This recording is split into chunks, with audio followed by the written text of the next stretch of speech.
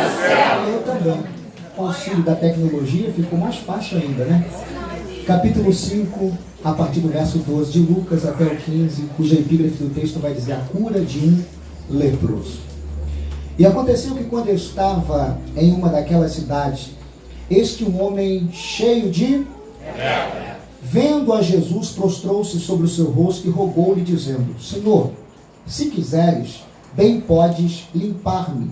E ele, estendendo a mão, tocou-lhe, dizendo: Quero ser limpo. E logo a lepra desapareceu dele.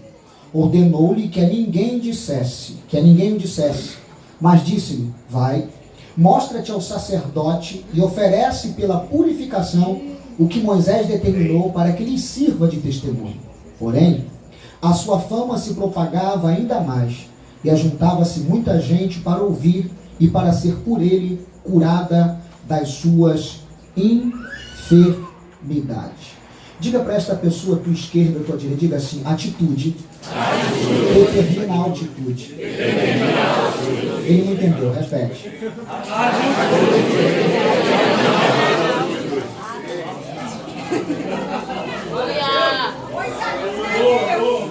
Ei, esse texto que a gente acaba de ler vai narrar a história de mais um milagre operado e realizado por Jesus. No entanto, existe neste milagre algumas coisas interessantes que eu quero chamar a sua atenção. O texto vai narrar a história de um homem cheio de lepra. E o texto vai dizer que aconteceu que quando estava em uma daquelas cidades, eis que um homem, qual a identidade dele? Qual o nome dele? Não tem nome. Estamos falando de um anônimo, de alguém que vivia à margem da sociedade. Só que esse cara não nasceu leproso, ele ficou assim. De novo, ele não nasceu, ele ficou assim. E quando a gente começa a observar o drama deste homem, a gente vai perceber que a lepra, eu posso dizer que era uma doença social. Eu vou repetir, a lepra era uma doença social. Por quê? Porque quem contraía tal doença era afastado imediatamente do convívio em sociedade. Então veja, a lepra roubou deste homem tudo que ele prezava, tudo que ele estimava, a começar pelo lar, a começar pela família. Agora considere comigo, ninguém fica cheio de lepra da noite para o dia. A lepra começa pequena e vai crescendo, tomando proporção. E o texto vai dizer que ele era cheio, do alto da cabeça à planta dos pés. Então, começou pequeno, mas isso foi tomando proporção alarmante no corpo dele. E quem sabe, este homem, de acordo com a sua possibilidade, ele vai tentando de todas as formas conseguir encontrar a cura para a enfermidade. Mas até então, ele não consegue lograr êxito nas suas tentativas. Ele vai tentando, e a cada dia uma nova frustração. A cada dia uma decepção. E ele vai vendo tudo que ele ama se afastando dele automaticamente. Como se não bastasse a doença, a lepra ser uma doença social, a lepra também vai tirar dele as pessoas que ele amava, no sentido de não poder estar perto da família. Se tivesse esposa, filhos, ele não podia mais abraçar, porque as pessoas agora não podiam sequer apertar a mão dele. As pessoas sequer poderiam abraçá-lo. Para você ter ideia, segundo o contexto bíblico, onde ele sentasse, o lugar que ele sentava era considerado imundo. Ninguém sequer poderia sentar ali. Então imagina o preconceito, imagina a discriminação que este homem sofria. Então ele vai perdendo a família, ele vai perdendo os amigos, e ele vai viver agora numa comunidade só de leprosos. Agora considere, numa comunidade de gente que só tinha lepra, doença igual a ele, qual era a possibilidade de ele melhorar? Qual era a possibilidade de ele ser curado num lugar onde só havia gente no mesmo estado que o dele ou pior do que ele? Então a tendência era só piorar. Humanamente falando, esse camarada estava condenado a morrer leproso. Humanamente falando, não tinha mais jeito, não tinha mais solução. Agora é interessante que a lepra também, espiritualmente falando, era tratada naquela época como um açoite de Deus. Quem estava leproso era como se estivesse sendo açoitado por Deus. Alguém olhava e dizia: esse cara está debaixo de açoite, está debaixo de maldição. Então veja, como se não bastasse todo o preconceito, a discriminação que sofria, porque onde ele chegava, alguém olhava para ele e já o identificava, porque a lepra era patente, era visível. Era impossível não olhar para ele e não saber que ele era leproso. Era visível, todos notavam, todos percebiam. Então, onde ele chegava, todo mundo se afastava. Ninguém queria tocar nele. Ninguém queria apertar a mão dele. Ninguém queria abraçar ele. Ele vivia no meio de gente, no seu estado ou pior do que ele. Então, humanamente falando, nunca ia ficar curado. No entanto, a gente vai observar que um dia Jesus vai passar no lugar onde ele está. E com medo de se aproximar ainda ao longe, ele vai dizer assim: bom mestre, se quiser, bem pode me purificar. E é interessante que o texto vai dizer que Jesus, estendendo a mão, disse: quero ser limpo. Meu Deus! Sabe o que eu admiro em Jesus? Jesus é o único que toca onde ninguém quer tocar. Jesus é o único que não discrimina os discriminados. Jesus é o único que não abandona aquele que todos querem abandonar. Ninguém queria ficar perto dele. Ninguém queria tocar nele. E no entanto, Jesus começa primeiro quebrando essa exclusão social. Jesus começa tocando nele. Não entendeu? Eu não sei como você chegou aqui nesta noite. Eu não sei se tem lepra no casamento. Eu não sei se tem lepra na vida espiritual. Eu não sei se tem alguém que se afasta de você, discrimina você por causa do teu estado. Mas eu vim aqui nesta noite profetizar que há um Cristo que não te discrimina, que há um Cristo que estende a mão quando ninguém quer estender. Não entendeu? Eu vim aqui nesta noite profetizar para alguém que o meu Deus é aquele que levanta quem não quer.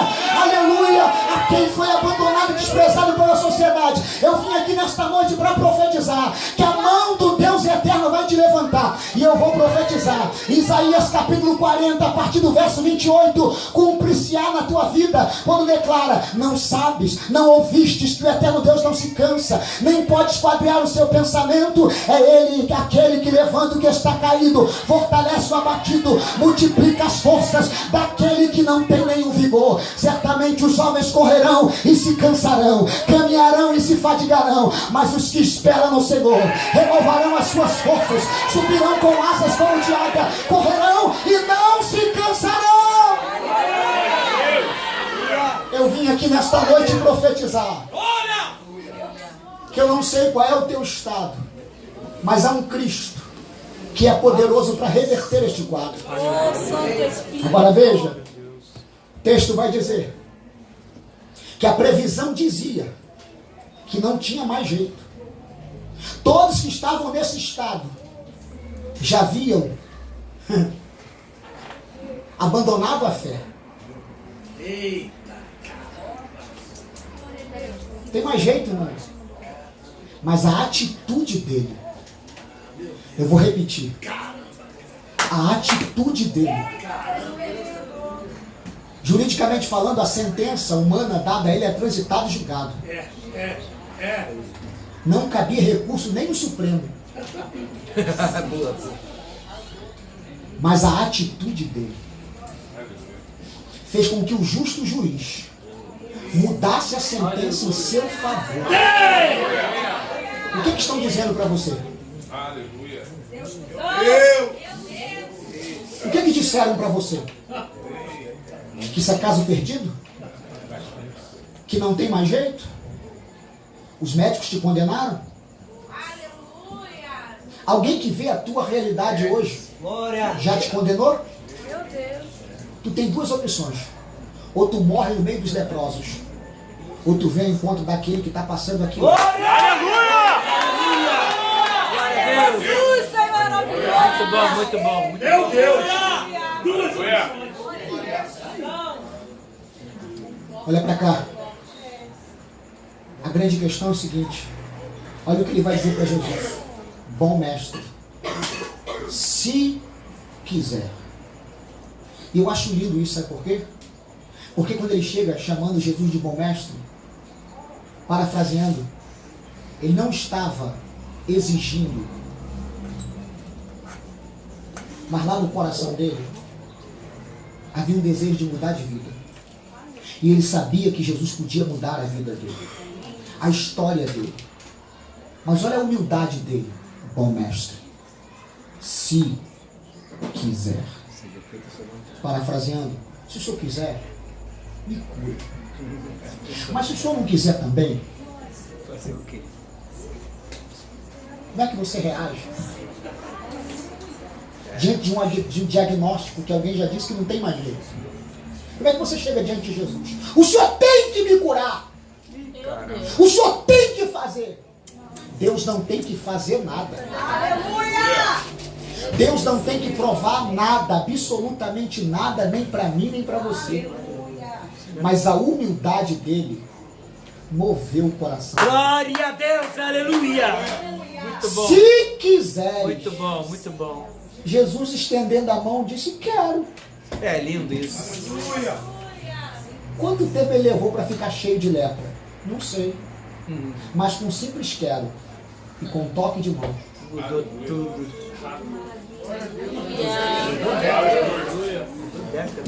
Aleluia! Glória a Deus. Aleluia, meu Deus. O texto diz que quando ele viu a Jesus, nasceu dentro dele uma coisa chamada esperança. Esperança é esperar com confiança. Esperança é te fazer viver o futuro no presente. Você não entendeu, eu vou repetir. Quem tem esperança consegue viver o futuro no presente. Não aconteceu ainda. Eu vou repetir. Não aconteceu ainda. Mas eu acredito. E por isso continuo avançando. Caminhando. Quando? Não sei. Mas vai chegar. Como? Também não sei. Mas vai chegar. Da onde? Também não sei. Mas vai chegar. E eu sei que para chegar eu tenho que continuar caminhando.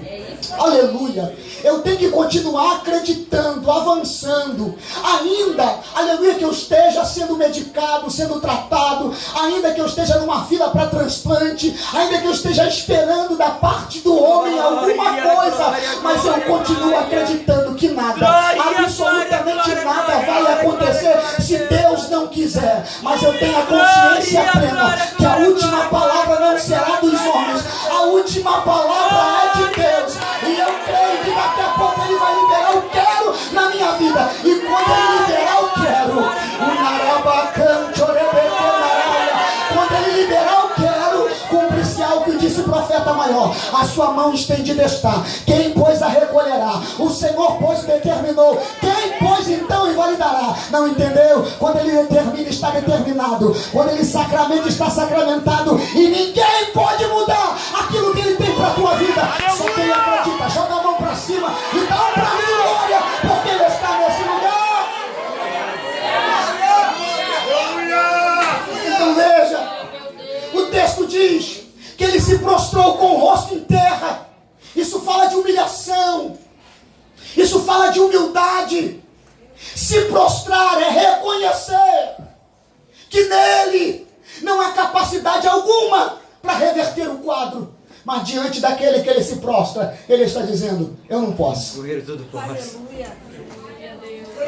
Glória a Deus, aleluia. Glória a Deus, aleluia. O texto diz que ele rogou. Rogar é implorar, é pedir, Que maravilha. é suplicar. Ele não exigiu, ele rogou. Sabe qual é o nosso problema? É que a gente acha que a igreja é uma loja e que o pastor é o vendedor e que a Bíblia é o cardápio e Deus é o nosso servo que tem que fazer a nossa vontade. Aí a gente canta, né? Se Deus fizer, Ele é Deus. É fácil cantar isso. Mas quem é você quando não acontece aquilo que você quer?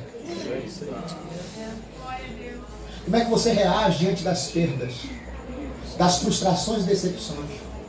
Cantar quando tudo vai bem, gente, que mérito há.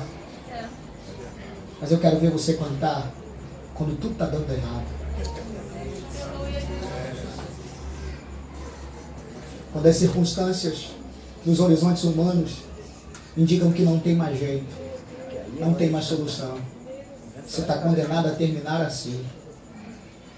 Mas quando você chega diante daquele que pode, Glória que tem a Deus. e que faz milagre, Glória você não a exige, Deus, você aleluia. roga. Sabe o que eu aprendo para Glória rogar? a Deus, Pega isso aqui e guarda no aleluia. teu coração.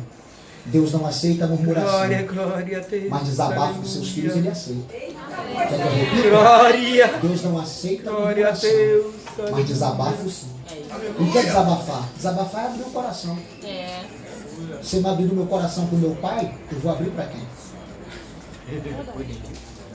Murmuração não. Mas desabafo sim.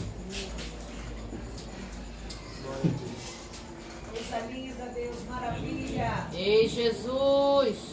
Glória. Quando ele disse quiser, ele está dizendo, seja feita a tua. Seja feita a tua, e não a minha.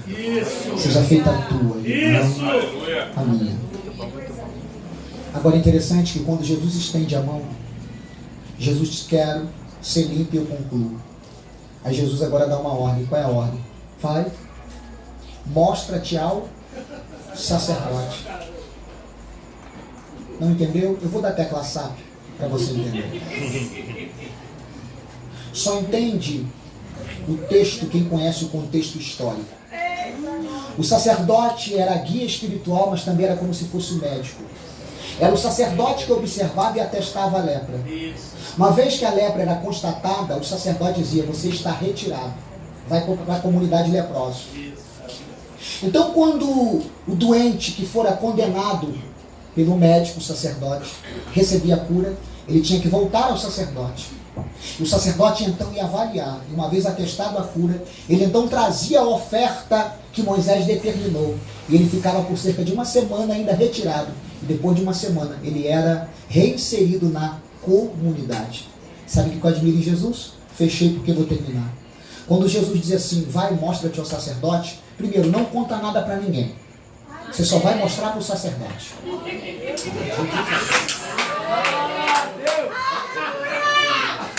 Não conta nada para ninguém, não. Muito bom! Por que você não vai contar? Por alguns motivos. Número 1, você não precisa contar aquilo que está claro. O homem era cheio de lepra. Se ele está curado, ele precisa contar? Não entendeu? Sabe o que Jesus está dizendo? O que eu estou fazendo para você agora é tão grande, tão extraordinário, que é um milagre que vai dar testemunho por você. Tem alguém que vai receber o que eu vou profetizar? Eu quero declarar e profetizar que o ano não acabou ainda. E o que eu vou fazer nesses últimos 2 meses que falta para encerrar o ano é tão grande, que você já vai entrar no ano novo cheio. E alguém vai ter que olhar para você e dizer, foi o Senhor que fez isto. E é coisa maravilhosa aos nossos olhos. Pega aí, não entendeu? Quem te viu caído vai ter que te ver de pé. Quem te viu sem nada vai te ver com tudo. Quem te viu doente vai te ver curado. E a eles é que vão dizer, glória ao nome do Senhor. E vão ter que declarar, como declarou o povo. Lembra do Salmo 126? Quando Deus restaurou a sorte, o texto vai dizer, então se dizia entre as nações, grandes coisas fez o Senhor a estes. E só depois que os outros disseram, é que eles declararam, grandes coisas fez o Senhor por nós. E por isso estamos alegres. Eu profetizo que é eles que vão testemunhar. É eles. Você não vai precisar abrir a boca. O pastor Marcelo me levou lá na obra agora e eu já chorei. Eu já falei em línguas. Por quê? Porque eu conheço a história. E eu vou dizer sem medo de errar. Eu não faço parte desta história. Eu sou a história porque eu estou aqui desde o começo. E eu sei que o muito que vocês estão vivendo aqui é só uma gota no oceano daquilo que Deus ainda tem a fazer e realizar neste lugar. Só quem acredita, pega.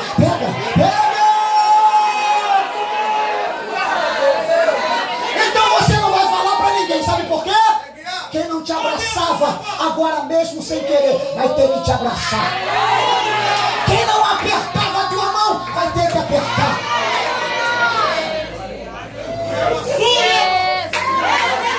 Onde você não era honrado, agora tu vai chegar e vai ser honrado. Agora você só vai se mostrar a uma pessoa. Quem? O sacerdote. Por quê? Foi ele que te condenou. Você não entendeu? Eu vou repetir. Foi ele que te condenou. Então ele tem que te absolver. Vai lá. O que ele disse pra você? Que você ia morrer leproso? Que não tinha mais jeito? Esquece família. Esquece amigos. Isso. Você está condenado à morte com essa doença. Vai lá. Agora não vai de mão vazia, não. Antes que ele peça, já leva a oferta. Você não entendeu? Antes que ele peça, já leva a oferta. Porque ele vai ter duas opções. Ou ele te absolve, ou ele te absolve. Por quê? Porque ele vai procurar.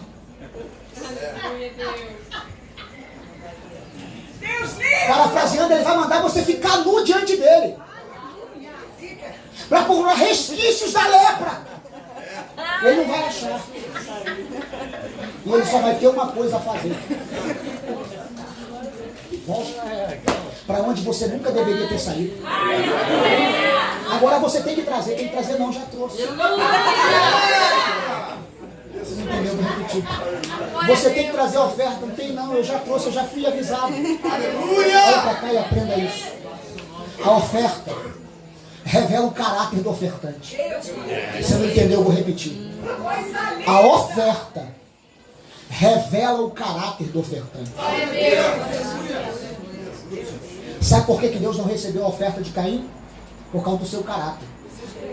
Porque o texto vai dizer que atentou o Senhor para Abel e para a sua oferta, mas não atentou o Senhor para Caim e para a sua oferta. Vejam, antes de Deus olhar para a oferta, ele olha para o ofertante. Você não entendeu, eu vou repetir. Antes de Deus olhar para a oferta, ele olha para o ofertante. Aprenda isso, coloca na tua mente, no teu coração. Deus nunca vai receber a oferta sem antes o coração do ofertante chegar no altar. Muito bom. Antes da tua oferta chegar, o coração do ofertante tem que vir primeiro. Muito bom, muito bom. E aprenda, dá nome à tua oferta. Eu vou repetir, aprenda a dar nome à tua oferta. Davi, eu vou matar. Eu vou destruir. Porque você foi rebelde. Você deixou a soberba, o orgulho, Satanás te incitou. E você fez o censo que eu não mandei você fazer. Então escolhe na mão de que você quer cair. Eu prefiro cair na tua mão, Senhor. Porque o Senhor tem misericórdia. Não. Amém. Aí ele tinha que oferecer uma oferta para Deus e Araúna disse, eu tenho bois aqui. O Senhor é rei. Longe de mim. Oferecer uma oferta para o meu Deus que não me custe nada. Essa minha oferta tem nome. Qual é o nome? Eu preciso de perdão. O nome dessa oferta é perdão. Então eu tenho que pagar pelo perdão. Coisa linda! Capítulo 22 de Gênesis. Abraão, Senhor, eis-me aqui. Abraão tinha mais de um filho. Mas Deus aparece a Abraão e diz, Abraão, dá-me o teu único. Ele tinha mais de um. Mas Deus disse, dá-me o teu único. Não entendeu? Porque os outros foi arranjo teu, não foi meu. Jesus! O outro foi arranjo Beto, eu não estava nesse negócio. Foi arranjo teu, mas eu quero o teu único, porque esse eu considero teu. Agora para cá. E eu só quero aquilo que você de fato ama. Eu quero Isaac. Sabe qual é o teu problema? É que no teu coração Deus perde, está perdendo lugar para Isaac. Diga, rapaz. Aí ele vai 3 dias até Moriá. E não diz o texto, digo a inferência, que no caminho ele vai orando, Senhor, eu entendo. Depois de velho, o Senhor me deu esse menino junto com Sara, filho da promessa, e eu estava besta demais. Esse menino tomou o teu lugar no meu coração. Eu entendi.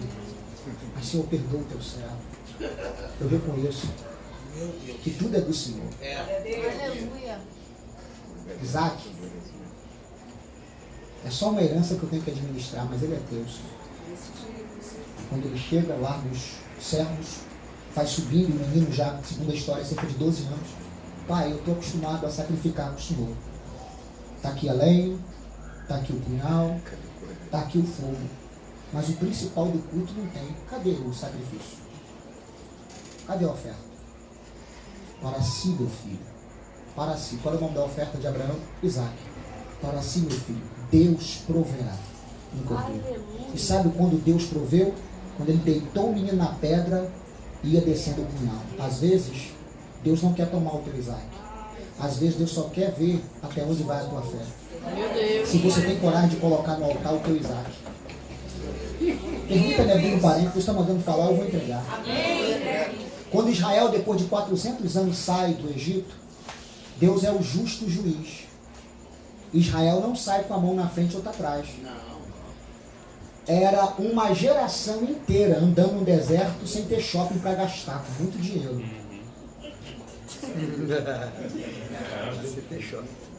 Cheia de dinheiro e não comprava nada, não gastava nada. Deus mandava o maná, Deus mandava a carne, Deus mandava a água, mas está cheio de dinheiro. Quando saiu do Egito com os bens do Egito, não tinha pecado os bens do Egito.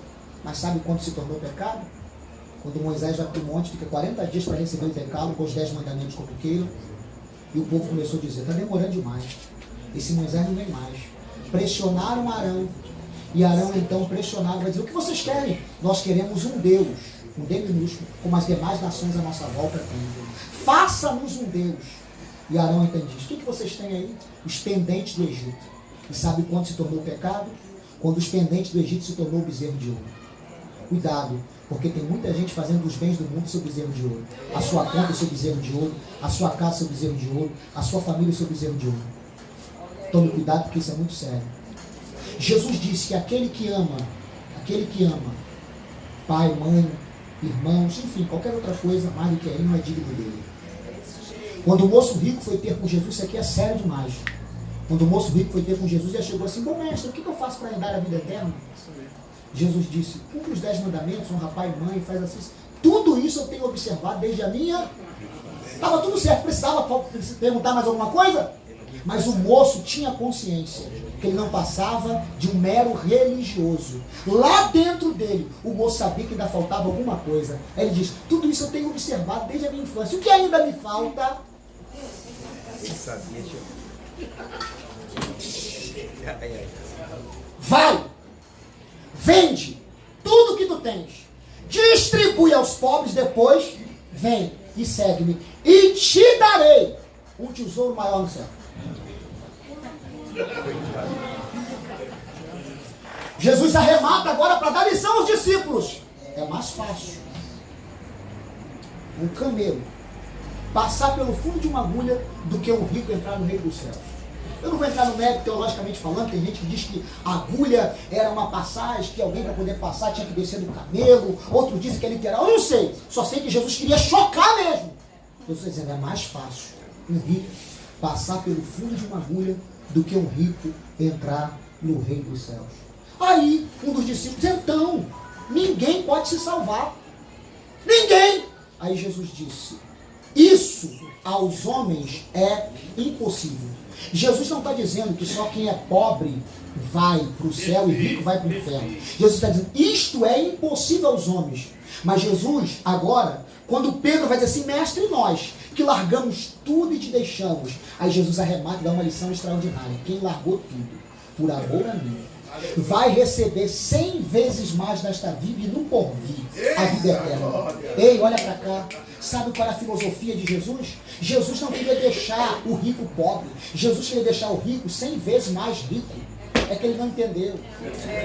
É que a matemática de Jesus é diferente da nossa. A sua matemática é somar, somar, somar, somar. A matemática de Jesus é perde primeiro para depois ganhar. Você não entendeu? Vou repetir. Perde primeiro para depois ganhar. Mas a sua filosofia só quer ganhar. Mas não é assim que Jesus ensina. Lucas 6:38. Dai e ser-vos dado. Boa medida, sacudida, recalcada. Então primeiro você perde, mas você não quer perder, você só quer ganhar. Olha o que Jesus está dizendo para o leproso. Leva logo a tua oferta. É muito bom. Está um silêncio no arraial, não tem glória.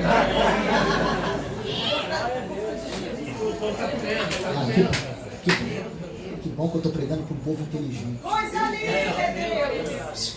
Para concluir, eu só queria ver a cara do sacerdote. Rapaz, Quando ele chega lá, ele entra. tinha condenado muito. Sacerdote! Sabe, ele já sai murmurando. Eu conheço essa voz. Vem ele aqui de novo. É um desajeitado. Shalom. Que foi, rapaz? Tem mais gente pra você não. Não faz eu perder tempo com você não. Tem muitos afazeres aqui no culto. Tem que cuidar do templo. Tá chegando a época da oferta do povo. Tem muita coisa para fazer. Sacerdote, please, let's go. Vem! Olha! Por favor. Ele já vem de longe. Tu tem um irmão gêmeo? Não. Eu estava aqui semana passada. Você me condenou. Você falou que não tinha mais jeito. Mas eu acabei de encontrar um homem chamado Jesus ali no meio do caminho. E ele me tocou. E eu só fiz um pedido. Qual foi o pedido? Se quiser. Ele pode me purificar. Ele disse: quero. Olha para cá. Quantos leprosos haviam nessa época aqui? Porque só esse recebeu. Porque esse teve atitude. Desse jeito. Não entendeu? A tua atitude vai determinar a altitude. São as escolhas do presente que determinam o futuro. O que você tem escolhido para a sua vida? Para de murmurar. Para de reclamar e tenha atitude. Para de reclamar e tenha atitude. Hoje eu conversava com alguém, hoje foi a primeira prova do Enem. E alguém estava: não, porque eu vou fazer a prova? Se eu não vou fazer, eu vou fazer. Eu falei: por que você escreveu? Estuda. Se dedica. Quem não sabe onde quer chegar? Quem não sabe onde quer chegar, também em qualquer lugar serve. Tá bom pra você? Tá bom pra você? Essa vidinha medíocre, miserável, tá bom pra você? Tá bom. Agora pra cá, tu tem duas opções. Ou tu vai ser escravo do passado ou escravo do futuro. Eu vou repetir. Ou você vai ser escravo do passado ou escravo do futuro. Pera aí, pastor, mas eu não posso ser escravo do futuro porque eu nem cheguei lá. E aí tá. Tu tem duas opções. Ou tu fica lamentando o que passou, o que aconteceu e fica refém do passado, ou você se torna escravo do futuro. Nem chegou. Mas o futuro me chama. Glória! Estou indo! Aleluia, Deus. Estou indo. Aleluia. Na minha cabeça, eu sei o que quero. Ninguém vai me parar. Eu sou escravo do futuro, não do meu passado. Ei, não aconteceu ainda? Deu errado lá atrás? Talvez eu não estivesse pronto. Mas olha para cá, a prova cabal, irrefutável, que Deus ainda quer e ainda vai fazer milagre na minha vida, é me conservando vivo. Se eu não morrer, todas as promessas de Deus ainda estão de pé para minha vida. Entendeu? Cheio de lepra, do alto da cabeça, a planta dos pés. Mas ainda estava vivo. Mas ainda estava vivo. Mas ainda estava vivo. Ainda estava vivo. Ainda estava vivo. Ainda estava vivo. Ainda estava vivo. Ainda estava vivo. Quem sabe alguém já te condenou. Muito bom. Alguém já disse que não tem mais jeito. Mas se hoje você tiver uma atitude, é só uma. Pega isso aqui. Você está nos visitando aqui hoje.